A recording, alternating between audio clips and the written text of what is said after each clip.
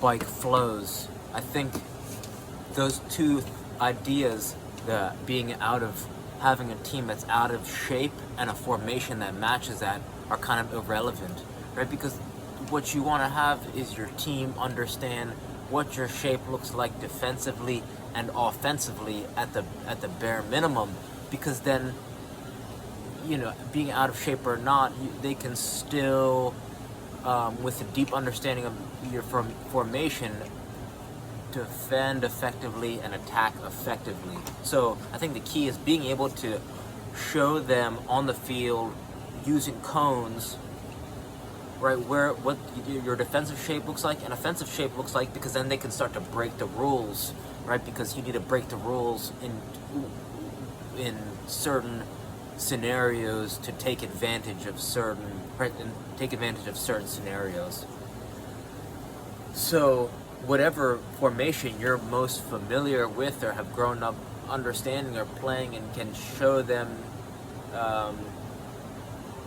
with ease, that's what you should teach them, because then if you have good understanding, then you could share with them this understanding, and then you can have a good you could have fun, a lot of fun during games, because it's when coaches think that they just put down to show players this formation and then it's all like everything's gonna be okay. That's not the case. In terms of where to put your weakest players, I think that's subjective, because it's like, okay, then how do you measure weakness? Is it measured because is it weak because they have poor touch, or weak because they have poor understanding of where they should be on the field, or do they have poor mindset? It's like that's relative. It's relative to how you're measuring them. So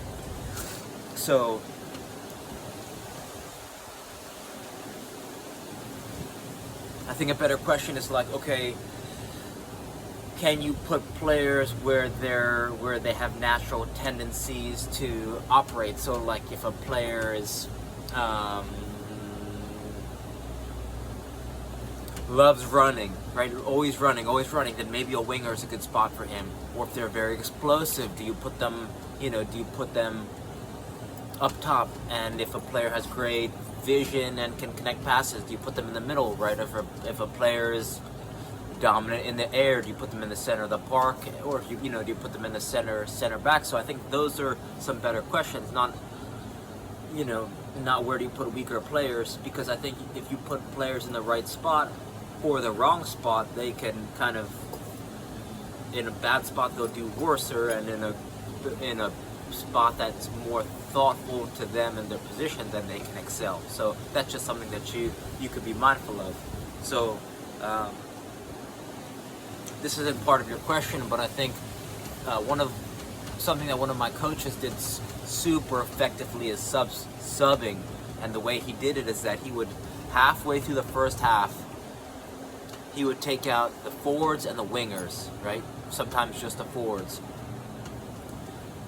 And the subs that came on for those two players or those four players, right? The forwards or the wingers, he would leave them on for the start of the second half.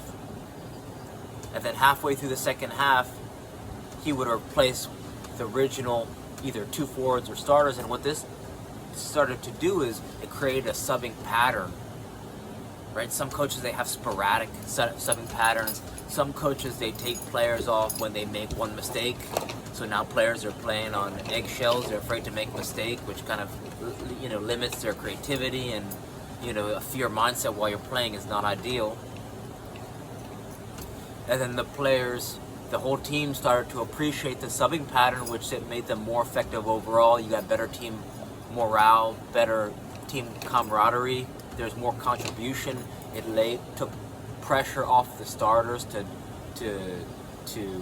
it just took pressure off the starters, because they knew if they didn't, put in a goal or two in the first 20-25 minutes, that they would have the last 20-25 to do some damage as well. So it just created this balance with the starting lineup that at least our team really responded to. And this is coming from a Gatorade Coach of the Year, former pro, Doug Nevins, who is one of my favorite coaches, not just because of his his coaching abilities, but just because of his raw energy whenever he led the team and his energy during practice.